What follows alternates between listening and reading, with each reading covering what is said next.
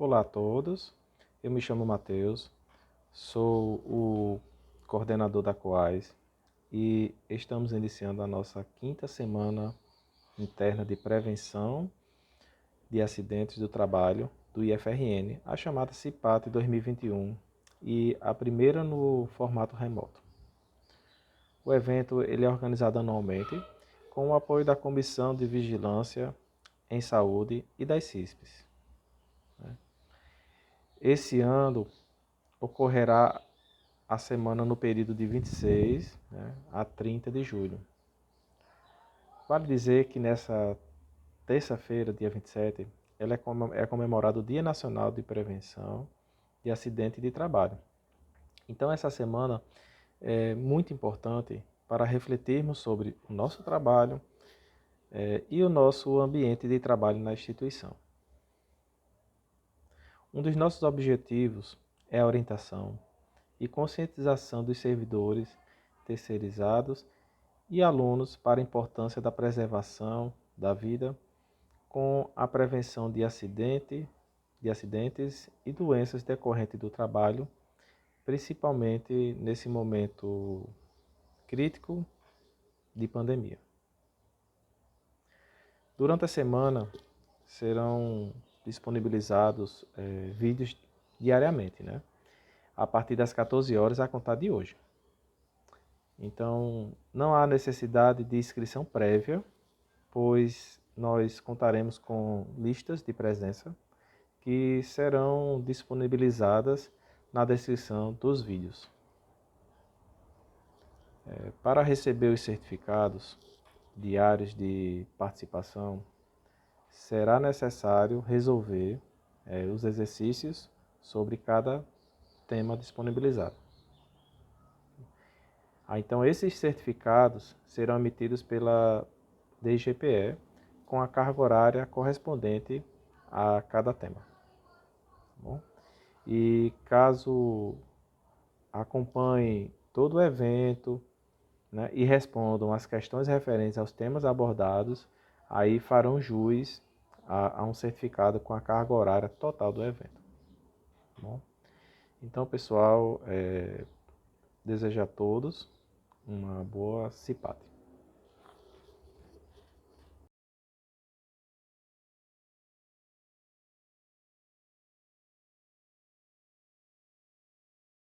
Bem-vindos à Semana Interna de Prevenção de Acidentes do Trabalho do Instituto Federal de Educação, Ciência e Tecnologia do Rio Grande do Norte. Meu nome é Ricardo Machado e eu vou estar aqui apresentando uma palestra sobre a prevenção de acidentes do trabalho, em especial em algumas situações e ambientes de trabalho da nossa instituição.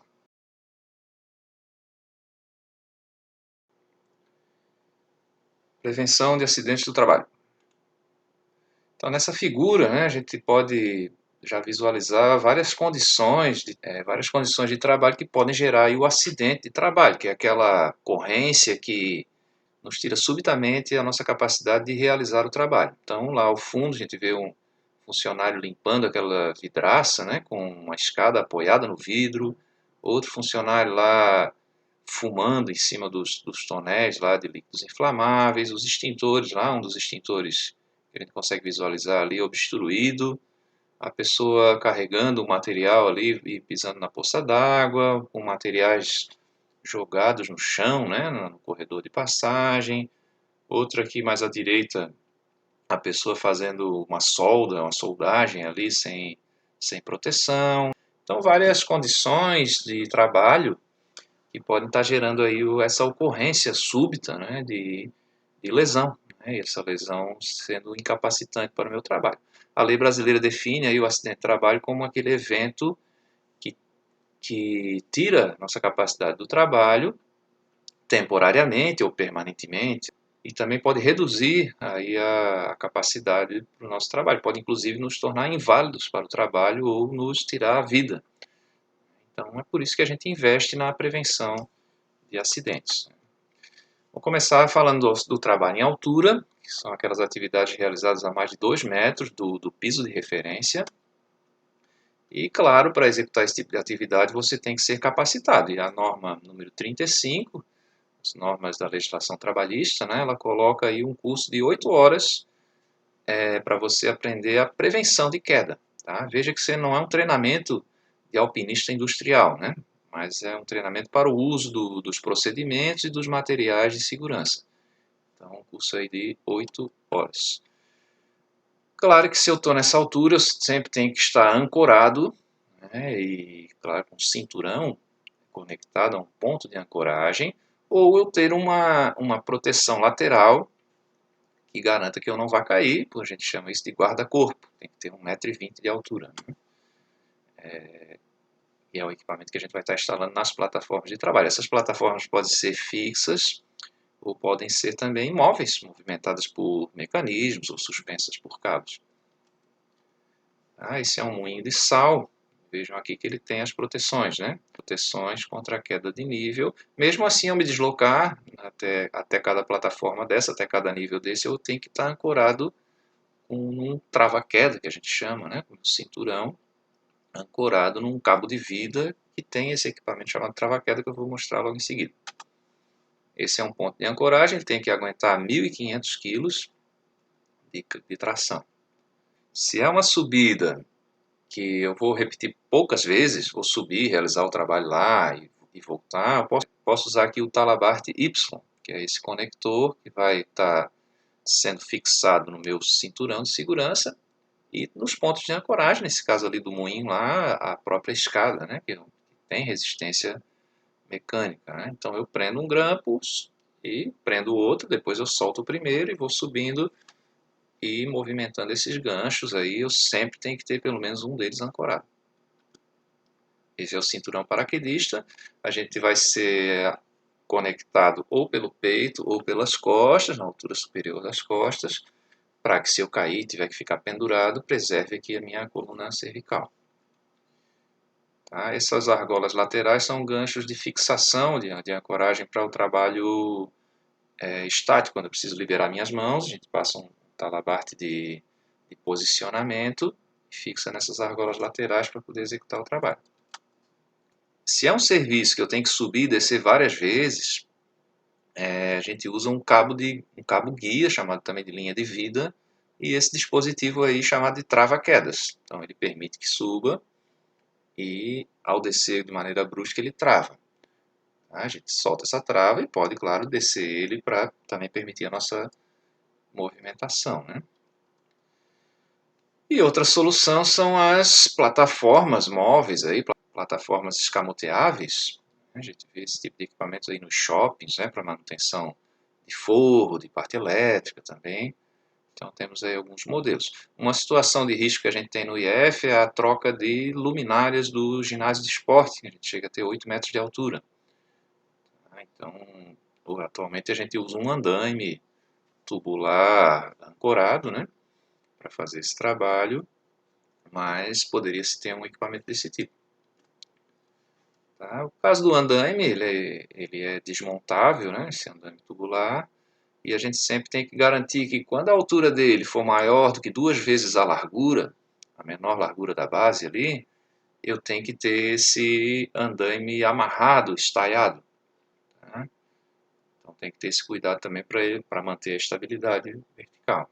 Daí ele tem que ter as plataformas de trabalho lá fechadas, a plataforma de trabalho fechada e o guarda-corpo. E para mim vou movimentar para cima e para baixo aí, vou estar usando o cinturão com o talabarte Y, né? Sempre ter um ponto ancorado. Vamos falar agora de eletricidade. Então, para eletricidade nos interessa também ter um trabalhador qualificado, ter um curso para ser um operador de eletricidade, um curso de eletricista, ter a capacitação de segurança em eletricidade da norma regulamentadora número 10, é um curso de 40 horas para baixa tensão e mais 40 se eu operar em alta tensão. E eu tenho que ter também o travamento dos circuitos, a gente opera preferencialmente com um circuito desenergizado, né? Eu tenho que travar para evitar o acionamento acidental, que pode me dar um dano grave lá ao eletricista. Essa situação aqui, vem alguém liga e a pessoa está mexendo lá no circuito, né? O profissional de eletricidade está mexendo no circuito.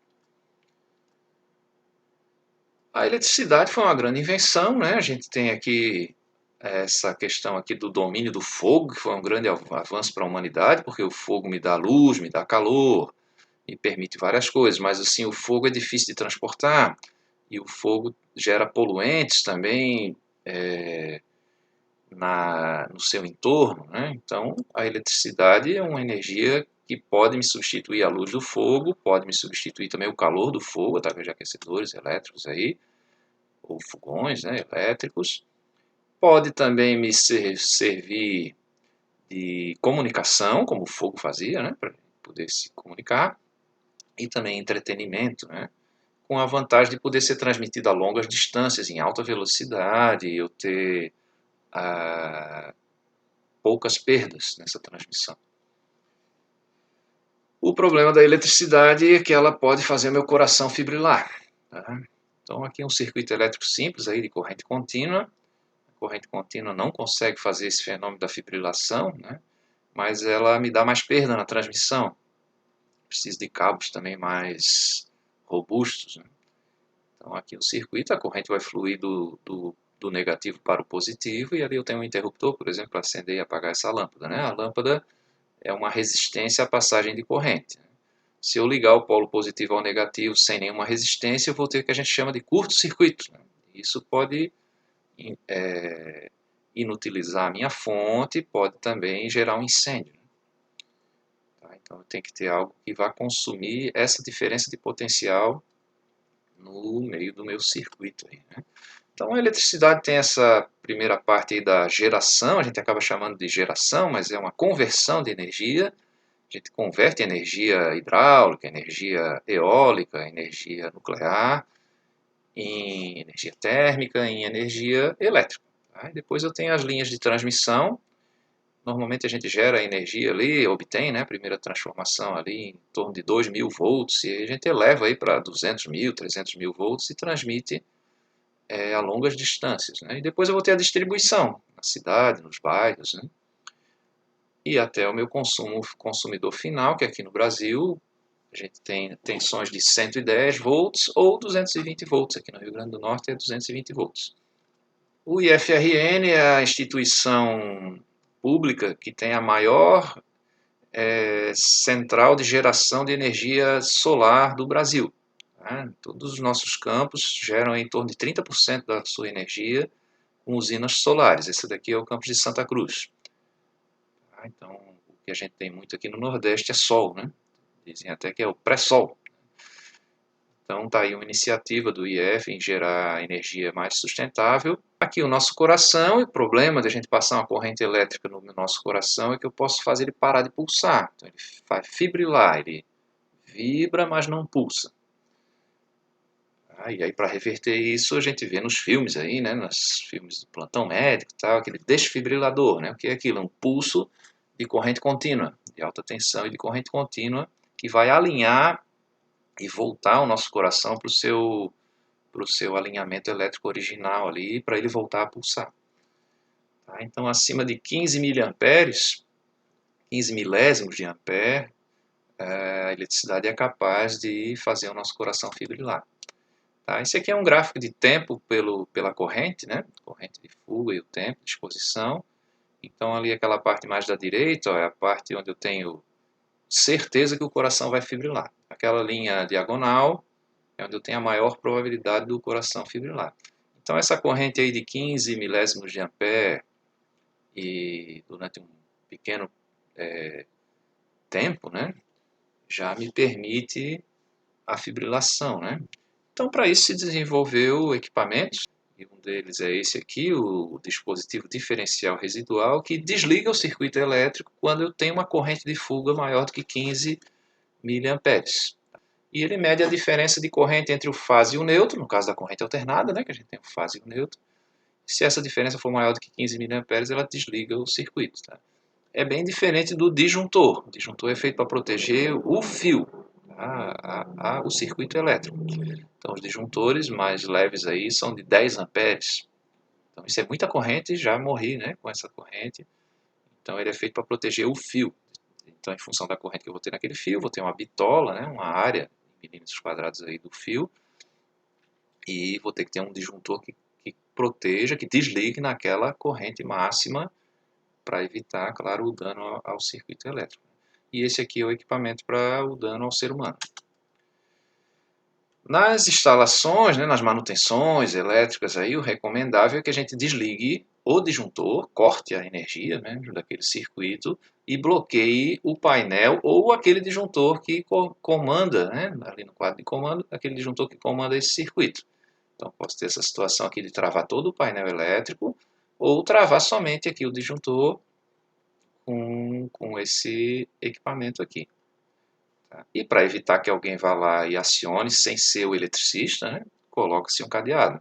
E esse cadeado, quem tem a chave dele é o eletricista. Então, quando ele retorna, ele vai liberar o circuito e a gente sabe que ninguém vai tomar choque porque não tem mais ninguém trabalhando naquela situação.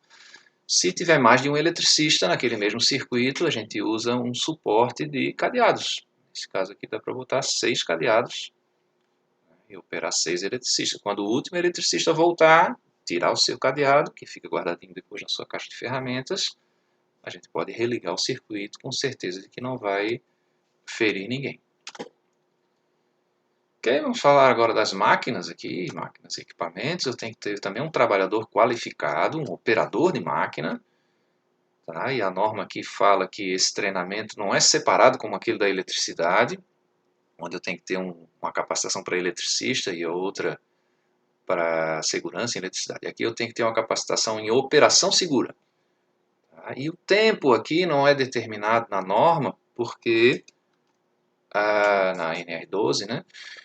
Porque você depende da complexidade da máquina, do equipamento. Né? Uma coisa é você usar uma chave de fenda, outra coisa é você pilotar um helicóptero, outra coisa é você operar, ser um motorista, né, de automóvel, você usar ali uma ponte, uma plataforma elevatória, como aquela que a gente viu ali no tema de segurança em altura. Né? Então esse tempo depende da complexidade da máquina. Então eu tenho que ter também, durante as manutenções, o travamento mecânico e elétrico das máquinas, né? E também o aterramento elétrico para aquelas máquinas que são acionadas por eletricidade ou aquelas que não são acionadas por eletricidade, mas elas podem gerar eletricidade estática.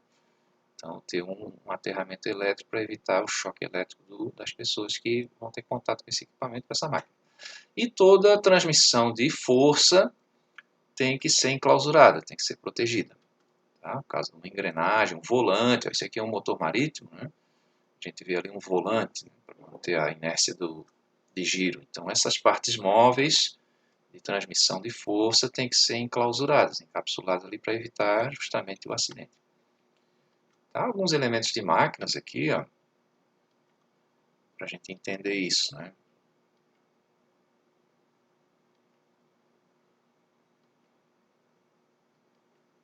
Vamos lá. Então aqui um eixo, a gente usa para transmitir força mesmo, de um ponto ao outro, pinhão e cremadeira ali, ou pinhão e coroa, com corrente de transmissão. Também aqui o eixo de manivela, também conhecido como girabrequim. Eixo de câmbio, também conhecido como eixo de comando, a gente usa no comando de válvulas no automóvel.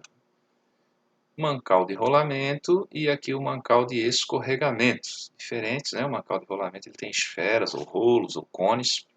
E o mancal de escorregamento são simplesmente dois materiais em contato um com o outro. Certo? Aqui uma rosca, um fuso, né? Fuso de transmissão de energia, uma rosca transportadora. Aqui as polias para transmitir também força por correias. E aqui a cruzeta, né? Também a gente vê isso nos caminhões ali, o eixo cardan, né? Os caminhões, mas em outras máquinas também se usa.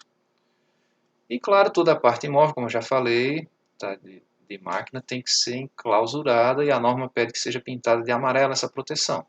Tá? Aí uma transmissão do motor elétrico através de polia e correia, né? E aí a proteção é amarela. Trabalho com ferramentas manuais, a gente tem que também estar tendo cuidado aí com a afiação dessas ferramentas, tá? A faca mais perigosa é aquela que corta pouco. Tá? Você vai tentar lá desossar uma galinha, né? Um frango congelado e acaba cortando o dedo porque tem que fazer muita força porque a faca não tem corte, né? Então a faca, formão, equipamentos de corte aí, guilhotinas, tem que ser bem afiadas. Não só as manuais, mas também as de bancada. Tá? Eu tenho que ter também proteção contra a queda dessas ferramentas, porque ela pode cair e danificar a máquina ou cair sobre outro trabalhador, ou se projetar, né? O transporte dessas ferramentas, a gente vai estar comentando aqui, e a projeção de materiais durante o uso dessas ferramentas manuais, que muitas podem ser também com força eletromotriz, né? O caso aí da furadeira, da serra de mão, né? Serra circular de mão, da serra tico-tico, serra sabre. Aqui um contra-exemplo, né? A gente tem o transporte de ferramentas, ele tem que ser muito bem acondicionado, tá? Então não se transporta assim solta, né? E também com os gumes para fora da bolsa de transporte. O ideal é usar uma maleta metálica e de preferência bem organizada, né? Se o meu ferramental é usado num posto de trabalho fixo, aí eu tenho um painel de ferramentas e é bom a gente até ter o desenho da ferramenta para saber o local de origem, né? Um lugar para cada coisa em seu lugar. Né? Um ditado aí japonês. Ferramentas de corte têm que sempre ser transportadas embainhadas. E claro, as pessoas que vão operar essas ferramentas manuais ter o conhecimento, ter treinamento para ter habilidade no manuseio e seguir regulamentos de segurança, né? Quesitos de segurança. Tá? Nos laboratórios, que são muito comuns aqui na nossa instituição, se recomenda que exista um procedimento padrão para cada atividade, um sistema de ventilação e eu tenho que ter também cuidados com os resíduos. Dentro do procedimento padrão, a gente vai embutir ali o uso dos materiais de segurança, as sequências corretas, né, a organização do trabalho e o preparo do trabalho e depois a finalização desse trabalho, que muitas vezes demora mais do que a atividade em si. Tá? Você preparar lá o experimento e depois desmontar esse experimento, muitas vezes demora mais do que a realização do experimento, no nosso caso aqui da aula, né? Então tudo isso tem que ser pensado no procedimento, né? Aqui um fluxograma para estar exemplificando isso, né? Se esse losango ali representa uma tomada de decisão e os retângulos ali significam as etapas do procedimento. Aquela primeira figura lá, um retângulo com bordas arredondadas, é o nome do procedimento, seria o nome da aula, por exemplo, né? Se a gente quiser fazer em formato assim de ícones, né? Mas eu posso também fazer um sequencial de tópicos que a gente chama de roteiro de aula, comumente chamado ali de roteiro, as sequências, né? E no roteiro a gente sempre tem que especificar também que materiais, que equipamentos vai utilizar naquela aula, para que essa aula seja preparada, claro, antes da chegada do aluno. Esse último símbolo ali à esquerda é uma saída de um documento, por exemplo, a geração de um relatório, né, daquele processo de trabalho ali. Para ventilação é muito comum a gente usar aqui a capela química. Tá? Aqui tem uma pesquisadora ali utilizando isso. O que é isso? É uma cabine onde eu vou ter uma sucção para remover esse contaminante para o ambiente externo. E claro que ele tem que ser tratado antes de ser lançado no ambiente externo e evitar a dispersão dele no ambiente interno. A gente tem também dessas aqui, que é uma capela química para instalar sobre a bancada. Né? Então, normalmente ela é de fibra de vidro, aí, com epóxi. Né? E temos lá um exaustor à prova de explosão também, porque a gente usa vapores combustíveis aí, em muitos experimentos. Né? Essa janela escamoteável aí, para que você consiga colocá-la na altura desejada, normalmente a gente opera com ela com 30 centímetros de abertura, onde você põe ela fica, né? E a gente tem um procedimento para a operação dessa capela. Então, primeiro a gente está planejando as etapas do trabalho, acionar a exaustão 5 minutos antes da abertura dos recipientes, para que ela entre em regime permanente de fluxo, e ao final do trabalho mais 5 minutos para ela fazer a purga. E aí a gente baixa a janela, deixa 3 centímetros ali a abertura, não fecha totalmente, porque eu tenho que permitir o fluxo do ar para poder justamente tirar o ar contaminado e entrar no... A gente trabalha ela com 30 centímetros de abertura normalmente, o suficiente para conseguir adentrar com o nosso braço. E se recomenda que a gente não armazene materiais no interior da capela. Tá? Dentro da capela eu tenho que ter exatamente o que eu vou usar naquele experimento. Aquele equipamento ou aqueles reagentes que eu vou usar naquele experimento. Porque cada coisa que eu ponho na capela vai diminuir, vai diminuir a velocidade de arraste, tá? Vai diminuir o fluxo. Então tem que evitar isso, essa perda de carga, né? Para otimizar o trabalho do exaustor. E a gente não trabalha também encostado na capela. É bom a gente ter pelo menos 10 centímetros de distância da borda da capela, por conta de algum derramamento acidental ali e não estar me atingindo. Nos laboratórios, para esse tipo de situação também, de derramamento, de projeção, a gente tem aqui o chuveiro lava-óleos. Não vou levar a mão contaminada nos olhos, né? E a gente aciona o chuveiro ou aquela cuba ali inferior, dá um jato direto nos olhos ali para remover esse material. E por fim, o que eu faço com o resíduo? Será que esse resíduo é lixo? Não, esse resíduo pode ser matéria-prima para a próxima aula ou para o próximo experimento. Então, o ideal é que quem planeja o experimento já pense em reduzir a quantidade de resíduo. Tá? É difícil porque existem situações e reações que eu não consigo realizar com microvolumes. Tá? Então, cada pessoa que vai estar idealizando isso, o professor, o pesquisador que está idealizando esse trabalho, já pensar, se é um trabalho que também vai se repetir, vale a pena ele fazer um estudo para ver quais são os volumes mínimos que podem representar, refletir, né, aquele resultado ali que ele deseja na sua aula, na sua pesquisa.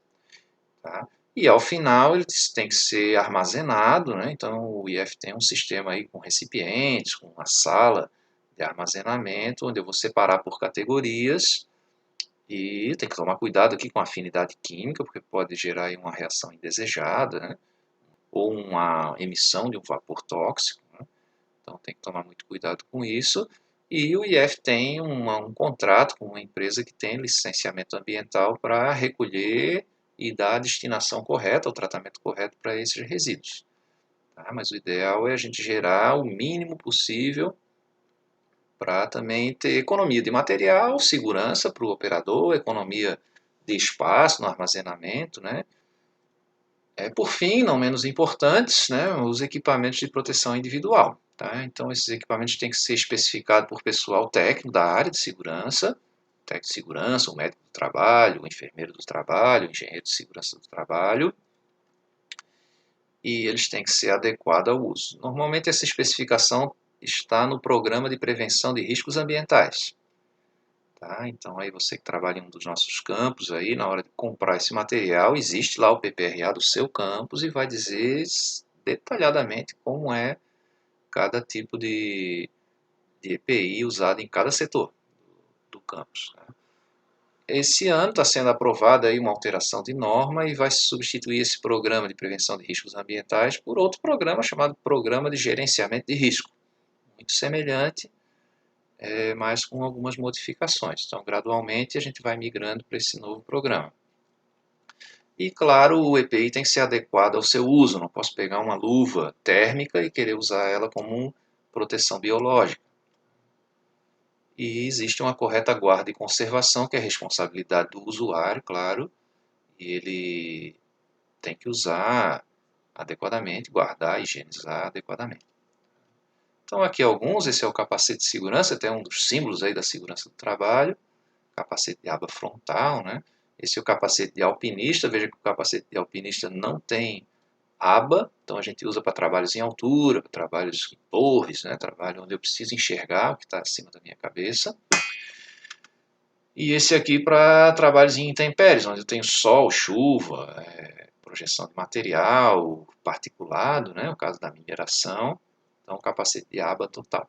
Existe uma lenda aí, né, que esse capacete é para alta tensão, para a pessoa não bater a orelha no fio de alta tensão, mas não é para isso, tá? Ocorre que o trabalhador de alta tensão está a céu aberto, né? Então é mais vantajoso usar aqui o capacete de aba total. O óculos de segurança mais comum contra a projeção de partícula e de respingo é esse aí, e a cor dele depende do ambiente onde eu estou. Se eu estou num ambiente de muita intensidade de luz, a gente usa ele com a lente escurecida. Se estou num ambiente com luz artificial, projetada, eu uso transparente. E se eu estou num ambiente com pouca luz, por exemplo, num espaço confinado, uso esse de lente amarela. Se for necessário proteger também o meu rosto contra se essas partículas agredirem também a minha pele, não só o meu olho, o protetor facial agora está na moda, né, chamado Face Shield, porque ele também segura o respingo de partícula biológica. Né? E se eu estou exposto a gases e vapores, aí o óculos vedado, esse aqui também é muito famoso nos filmes de guerra, né, lá no Afeganistão e tal, porque tempestade do deserto, pouso de helicóptero, né, então se usa também esse óculos vedado. Na verdade eles usam os dois, aquele de sol, né, e esse vedado aqui. E vocês, curiosidade, você já deve ter visto nos filmes também, se põe lá uma camuflagem em cima do óculos, né? Para que é aquilo? É para ele não refletir a luz do sol, né? Senão vira o alvo de sniper, né? De atiradores de elite. Né? Então se usa normalmente uma capinha nele para prender ele em cima do capacete quando eu não estou usando. É uma capinha de lona. Né? Aqui a máscara para soldagem, solda, né? O processo de soldagem que vai gerar a solda.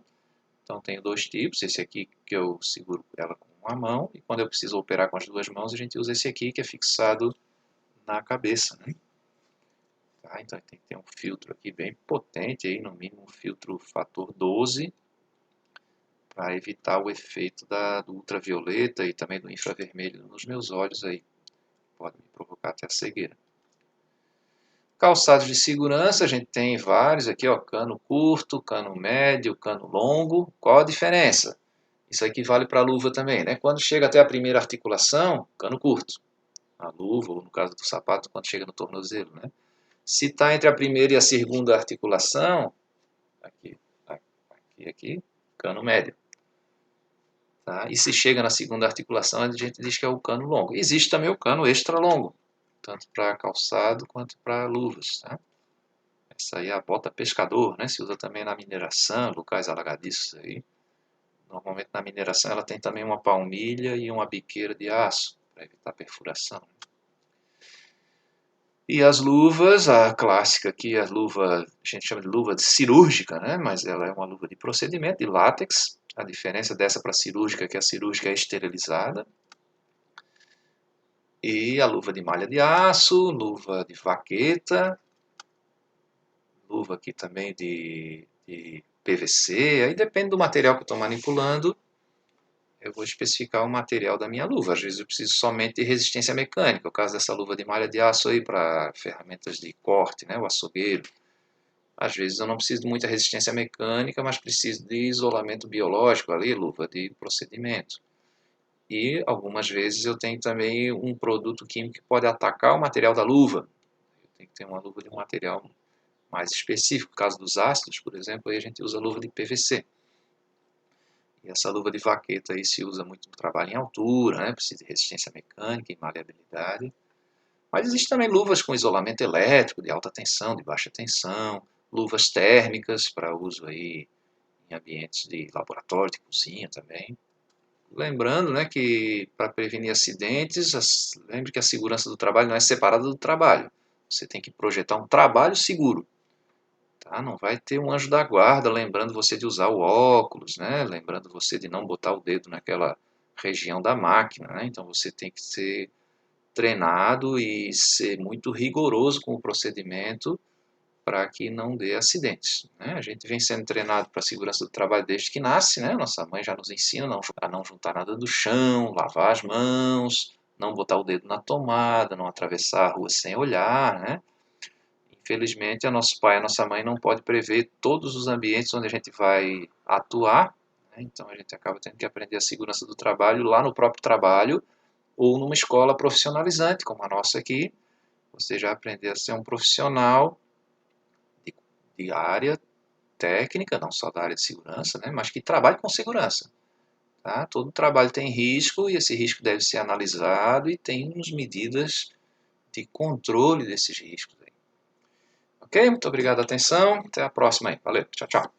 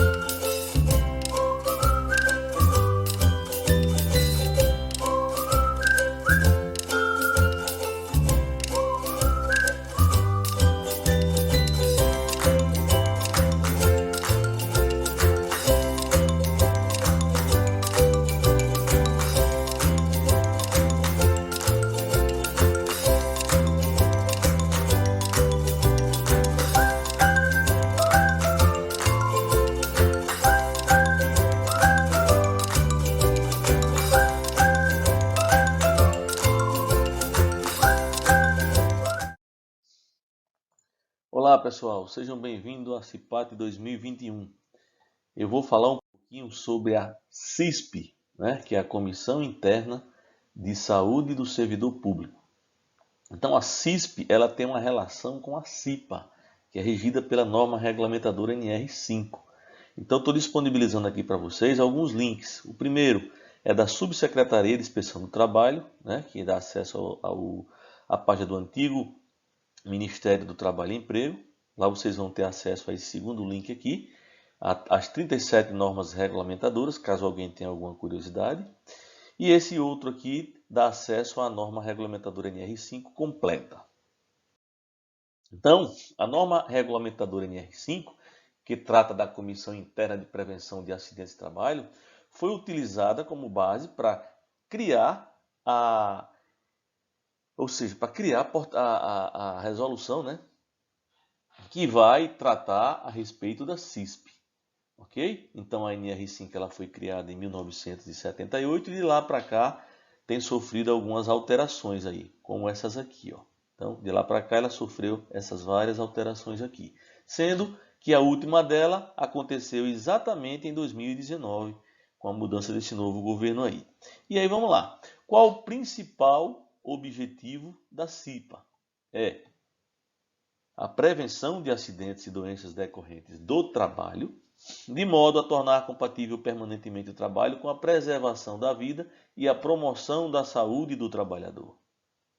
Então, a CIPA em si, ela é, ela é implantada por estabelecimento. É óbvio que existe um dimensionamento que, em função da quantidade de funcionários, em função da classificação nacional de atividades econômicas, que é a atividade que a empresa ocupa, e uma classezinha a qual ela se encaixa lá, a gente vai conseguir dimensionar essa CIPA para saber se ela vai ser obrigatória ou não, certo? Então é uma comissão extremamente importante para as empresas, que vai tratar a respeito de tudo que está ligado a questões de segurança e saúde envolvendo seus trabalhadores. Então, a CISP, a Comissão Interna de Saúde do Servidor Público, ela tem como base essa portaria aqui, normativa número 3, de 7 de maio de 2010, expedida lá pelo Ministério do Planejamento, Orçamento e Gestão e Secretaria de Recursos. Então, ela especifica que será estabelecida orientações básicas sobre a norma operacional de saúde do servidor, NOSS, aos órgãos e entidades do Sistema de Pessoa Civil da Administração Pública Federal, CIPEC, com o objetivo de definir diretrizes gerais para a implementação das ações de vigilância aos ambientes, processos de trabalho e promoção à saúde do servidor. Então, a CISP, na nossa instituição, no IFRN, ela foi criada em 12 de junho de 2015, a partir da resolução número 16 de 2015, ou seja, expedida lá pelo Consup. Então, essa resolução 16 de 2015, ela regulamenta as comissões internas de saúde do servidor público em âmbito do Instituto Federal de Educação, Ciência e Tecnologia do Rio Grande do Norte. O presidente, na época, da CISP era o nosso saudoso reitor, professor Belchior. Ok? Então, a CISP em si, ela resolve criar comissões, ou seja, o artigo 1º da CISP diz que as comissões internas de saúde do servidor público, né? Ou seja, ela resolve criar, né, no âmbito do Instituto Federal, com o intuito de estabelecer parâmetros para sua implantação na fase deste regulamento. O artigo 2º fala que as comissões internas, né, de saúde do servidor público possuem caráter prevencionista, assim como a CIPA, né, sobre questões pertinentes ao meio ambiente, à saúde e à segurança do trabalho. O artigo 3º diz que a CISP tem as seguintes atribuições. Primeiro, propor ações voltadas à promoção da saúde e à humanização do trabalho, em especial a melhoria das condições de trabalho, prevenção de acidentes, de agravos à saúde e de doenças relacionadas ao trabalho. Segundo, propor atividades que desenvolvam atitudes de corresponsabilidade no gerenciamento do meio ambiente, saúde e da segurança, contribuindo dessa forma para a melhoria das relações e do processo de trabalho. Valorizar e estimular a participação dos servidores enquanto protagonistas e detentores de conhecimento de processos de trabalho, na perspectiva de agentes transformadores da realidade. Quarto, contribuir nas questões relacionadas ao meio ambiente. O artigo 4º diz que as CISPs, né, serão organizadas e mantidas em cada campus do IFRN, de acordo com suas especificidades. Então, o parágrafo 1º fala que deverá ser composta em cada campus por no mínimo 5% dos servidores, limitada ao máximo de 10 membros a comissão. Segundo, deverá existir representação de diversos setores no campus.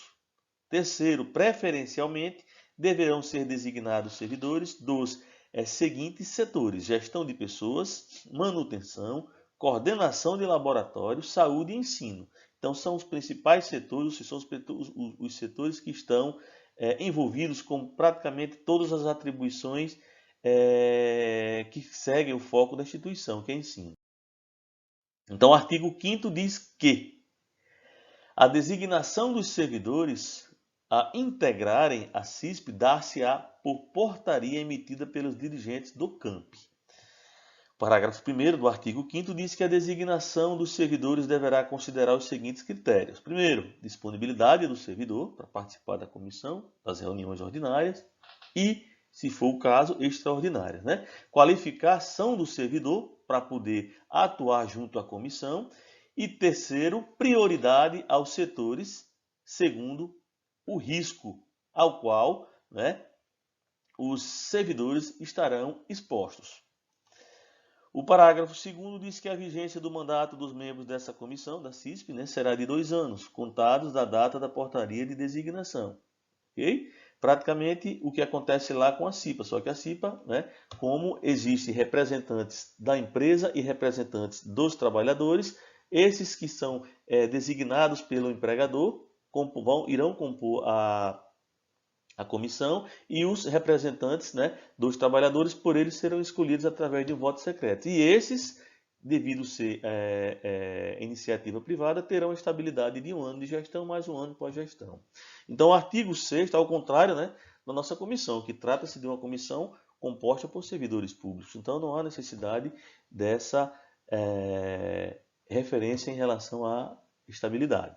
Então, o artigo 6º diz que os servidores designados pela CIP participarão de um curso de formação de caráter obrigatório organizado pela diretoria de gestão de pessoas, que é a DIGPE, com carga horária de 36 horas. Então, alguns componentes de algumas comissões dos campos já passaram por esse treinamento, só que nos últimos 3 anos não tem acontecido. Nos últimos 2, em função da pandemia. E no penúltimo, no caso aí 2019, a gente não teve demanda suficiente, nem recurso suficiente, né, para que fosse capacitado os demais. Mas as primeiras comissões organizadas de 2015 para cá, elas passaram por treinamento sim, que ocorreram lá no campus Natal Central e na reitoria também. Porém, para as próximas comissões, com certeza esse treinamento vai ser realizado. Artigo 7º diz que cada CISP contará com um coordenador, um vice-coordenador e um secretário, escolhido entre os membros. O secretário vai estar responsável pelo preenchimento da ata de reuniões e divulgação para os demais. O vice-coordenador vai dar um suporte ao coordenador, caso mesmo não possa participar de algumas atribuições. O artigo 8º diz que a CISP realizará uma reunião ordinária a cada bimestre do mandato, respeitando o cronograma previamente elaborado, resguardada a possibilidade de reuniões extraordinárias quando necessário. Parágrafo 1º do artigo 8º diz que as decisões são por consenso ou por votação em maioria simples dos seus membros, que poderá ser desempatada com o voto do coordenador. Segundo, diz que a ata das reuniões será enviada aos dirigentes da sua unidade com cópia para a DIGPE. Por isso que é importante demais, né, ter uma pessoa lá da DIGPE envolvido com a comissão, tendo em vista que toda a documentação vai ficar armazenada lá. Os integrantes da CISP deverão receber apoio técnico dos setores da DIGPE. Artigo 10º. Anualmente, as CISP promoverão a Semana de Promoção da Saúde e Segurança do Trabalho, que é a CIPAT, exatamente esse evento que a gente está realizando agora em 2021, para fins de conscientização dos servidores e alunos sobre os temas da área. Artigo 11º, o 11, né, diz que anualmente as CISPs elaborarão um mapa de risco dos ambientes de trabalho, contando com o apoio técnico ou seja, dos setores competentes da DGPE. É óbvio que para desenvolver os mapas de risco há necessidade de um pouco mais de empenho, tendo em vista que os membros também da comissão têm outras atribuições e já não fica uma coisa tão fácil, mas nada impede que seja realizado aos poucos. A cada comissão, a partir de cada gestão, alguns mapas serão desenvolvidos, né? Então, parágrafo 1º do artigo 11 diz que nos casos em que não houver alterações de riscos ambientais e arranjo físico, será feita apenas uma atualização dos mapas. O artigo 12º diz que os casos omissos dessa resolução serão resolvidos pela direção, né, de gestão de pessoa. E com isso a gente finaliza essa apresentaçãozinha e em relação, né, a como funciona, ou seja, em relação à funcionalidade dessa comissão. E detalhe, essa comissão ela tem uma extrema importância dentro da nossa instituição. Por quê? Porque é através dela que todos os assuntos que estejam ligados a problemas que envolvem os servidores, como por exemplo, acidentes, riscos ocupacionais, esses estão presentes no dia a dia dos ambientes de trabalho, principalmente nas atividades que envolvem práticas laborais, certo? Nos setores em que tem servidores envolvidos com as atividades do dia a dia. Então, essa comissão ela é de extrema importância. Então, assim como a importância que a comissão tem, então seria extremamente interessante que os servidores começassem a se envolver um pouco mais com a comissão, que os servidores começassem a interagir com a comissão. Não sabe os demais, com certeza vários servidores não conheciam essa comissão, né? E detalhe, essa comissão ela só tende a contribuir, não só com o bom desempenho das atividades exercidas nos campos da instituição, no caso do IFRN, assim também, pessoal, como uma maior proteção em relação à saúde, né, e à higiene, ou seja, em relação à higiene ocupacional e à segurança dos trabalhadores, ou seja, dos servidores que estão envolvidos direta e indiretamente com as atribuições a qual a instituição exerce. Então, a gente pede que os demais que não conheciam, a gente pede que os servidores que não conheciam essa comissão tentem se envolver mais com a comissão, tentem entrar em contato com os membros, com os componentes dessa comissão, para que possam se envolver mais com a mesma, tendo em vista que estarão discutindo situações e problemas que estão ligados diretamente, né, à segurança dos mesmos. Não só à segurança, mas também a problemas ligados à saúde dos mesmos, desde um simples acidente até um grave acidente, né? Então, caso venha acontecer algum acidente ou alguma situação de risco, né, que possa desenvolver um acidente, então serão discutidos e abordados através de reuniões, como a própria portaria como falou aí, a partir de reuniões ordinárias e dependendo da medida a qual e o plano de ação a qual seja adotado para resolver essa problemática, será levado e tratado junto à direção.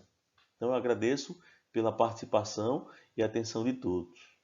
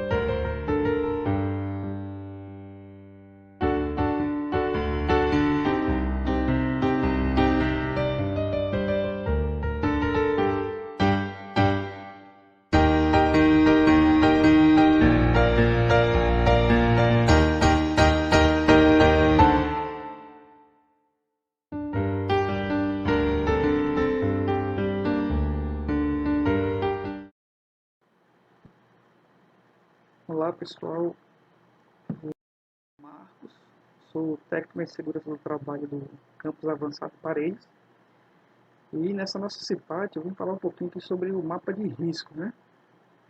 Um assunto bem interessante, fácil de compreensão e que vai ajudar bastante na questão de prevenção de acidentes, tá? Então, o que seria o mapa de risco, né? Nada mais é que uma representação gráfica, né, dos riscos presentes no ambiente de trabalho, tá? Então, essa representação gráfica, ela é feita através de círculos, cores e níveis diferentes, tá? Então, é importante frisar aqui que o mapa de risco ele tem que ser fixado em um local de fácil visualização, tá? Então, todos que entrem no ambiente, esse ambiente pode ser um laboratório, uma sala, um setor, né? Então, antes de você entrar nesse ambiente, você já possa identificar os riscos inerentes a ele, tá? Então, isso vai facilitar bastante a questão da prevenção, né? Então, se você, antes de você entrar, você já sabe os riscos encontrados, isso facilita bastante. Então, qual é o propósito? É como eu falei, a identificação e a questão da prevenção de acidentes do trabalho e doenças ocupacionais, né? Além disso, o mapa de riscos, ele orienta quem trabalha no ambiente, quem atua, né? Principalmente na questão da segurança, tá? E ele serve de base também como medidas mitigadoras dos riscos encontrados, tá? Então, é como eu falei, ele trabalha na identificação, tá, dos riscos. Essa identificação ela, ela, é, ela é feita através da classificação dos riscos, né, e do nível, né, é um pequeno, médio ou grande o risco, né, e qual o tipo de risco, risco químico, físico, biológico. Isso aí nós vamos ver um pouquinho mais para frente. Então, dentro do ambiente, dentro do nosso IFRN, aliás, então quem pode elaborar o mapa de risco? É a CISP, tá? Comissão Interna de Saúde do Servidor Público. Então, a CISP, no ambiente do IFRN, ela é capacitada a elaborar e fazer o mapa de risco, tá? Então, a CISP é uma comissão formada, e nessa comissão é que vai elaborar o mapa, tá? Então, pronto, a questão dos agentes de risco, né? Nós temos aqui 5 grupos, tá? Cada grupo, ele tem uma cor específica e essa cor representa o tipo de risco, né? Então, por exemplo, aqui o grupo verde, a questão do risco físico, né? Quem trabalha com ruído, máquinas que causam vibrações, questão do frio, do calor, né? Radiação não ionizante. Então, isso tudo faz parte do risco físico, né? Na cor verde. Cor vermelha, nós vamos encontrar os riscos químicos, né? Questão de gases, vapores, neblinas, névoas, poeiras. Tudo isso faz parte do risco químico, né? Classificado como vermelho. O grupo marrom, que é a cor marrom, que é o risco biológico. Vírus, bactérias, fungos, parasitas, né? O amarelo representa o risco ergonômico, né? O risco ergonômico não é só a questão da postura ao sentar, levantar, não. Vai muito além disso. Tem a questão do esforço físico intenso, né? Quem trabalha com jornadas de trabalho prolongadas, por exemplo, quem trabalha com plantão, né? Plantão de 12 horas, 24 horas, isso tudo faz parte do risco ergonômico, né? Questão do grupo azul, que é o risco de acidente, né? Máquinas e equipamentos sem proteção, né? Que causam acidentes, iluminação inadequada no ambiente, questão de probabilidade de incêndio, explosão, isso tudo é risco de acidente, tá? Armazenamento inadequado, quem trabalha empilhando caixas, né? Risco de acidente, e assim vai. Então, nós temos 5 grupos, cada grupo com sua cor definida, e essa cor representa o tipo de risco, tá bom? Então, aqui, na questão da simbologia, né, o círculo vai ser o círculo, vai ser pequeno, médio ou grande. Dentro desse círculo vai ter a cor, e essa cor vai identificar o grupo de risco, tá? Se o círculo, por exemplo, for verde, vai identificar que o risco é físico, tá? Se for amarelo, o risco é ergonômico. E o tamanho do círculo vai identificar o grau, né? Se é um risco pequeno, médio ou grande. Tá bom? Então, como é feito o mapa de risco, né? Então, após o estudo dos tipos de risco, deve-se dividir o local em setores ou pavimentos, tá? Então, você vai dividir nas salas, vai dividir os laboratórios, né? Vai começar por aí.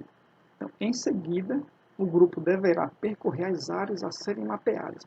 Esse grupo é só o grupo da CISP, tá? Está falando que se referindo à CISP, né? Então, a CISP ela vai percorrer cada sala, cada ambiente, vai sentar com quem trabalha lá, né? E vai conversar e vai ver que tipo de risco é encontrado no ambiente. Muitas vezes a comissão ela não tem uma noção assim aprofundada dos riscos no ambiente. Então é mais fácil ela sentar com alguém que trabalha lá, ouvir, a pessoa vai relatar os riscos que tem no ambiente e a partir daí vai se formar um relatório e o mapa de risco vai caminhando, tá?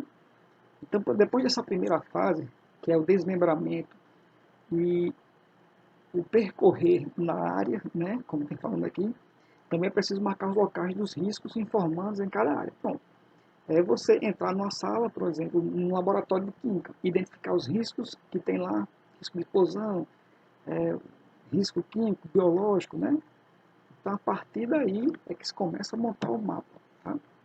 Então, depois dessa primeira parte aqui, nós temos a questão das informações, que a CISP vai colher essas informações, vai sentar, vai se reunir, vai debater, né?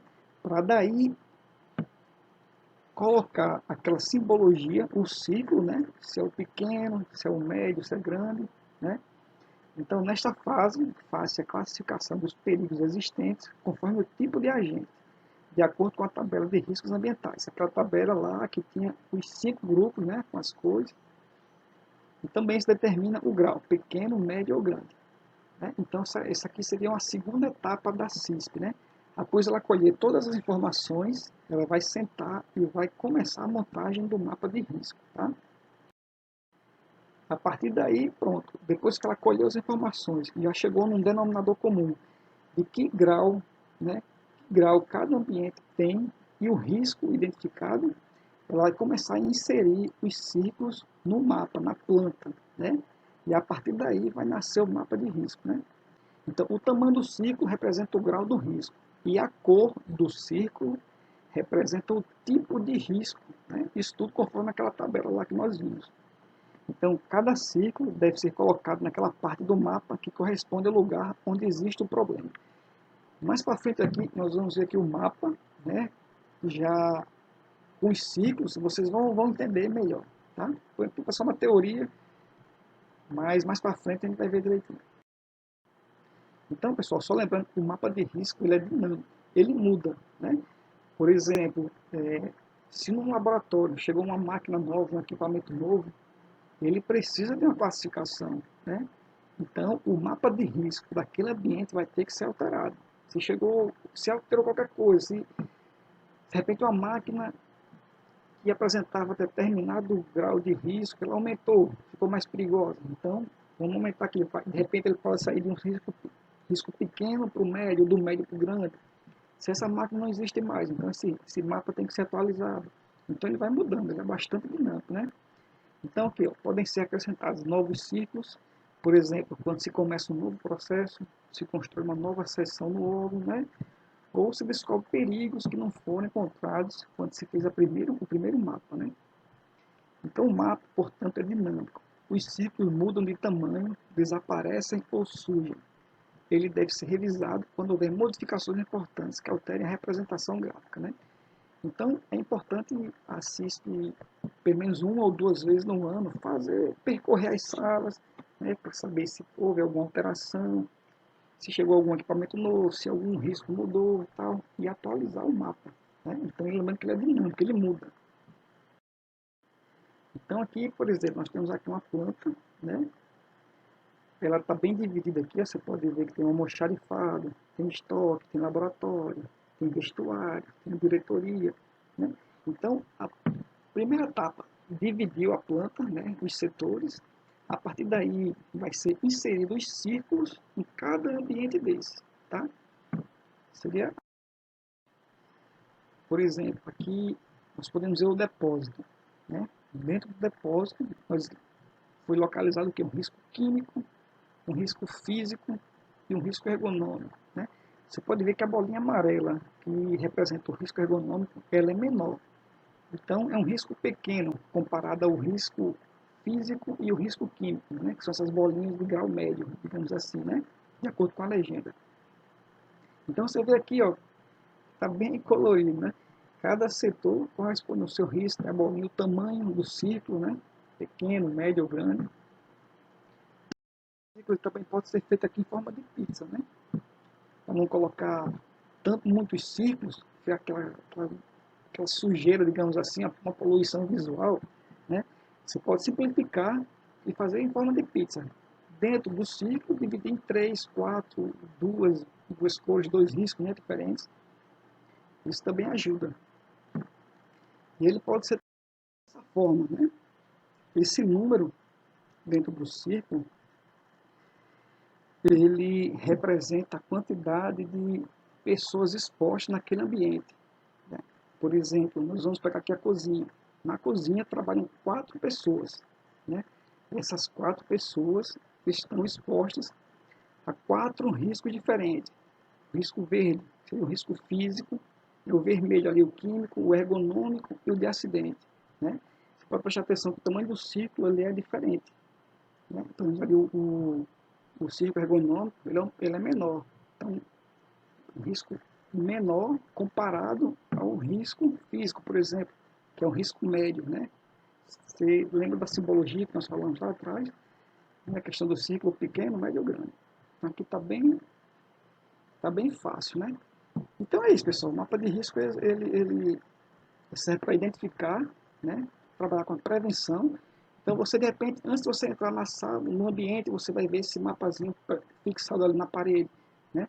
Você vai saber que risco tem ali dentro, qual o grau, tem um risco pequeno, médio ou grande.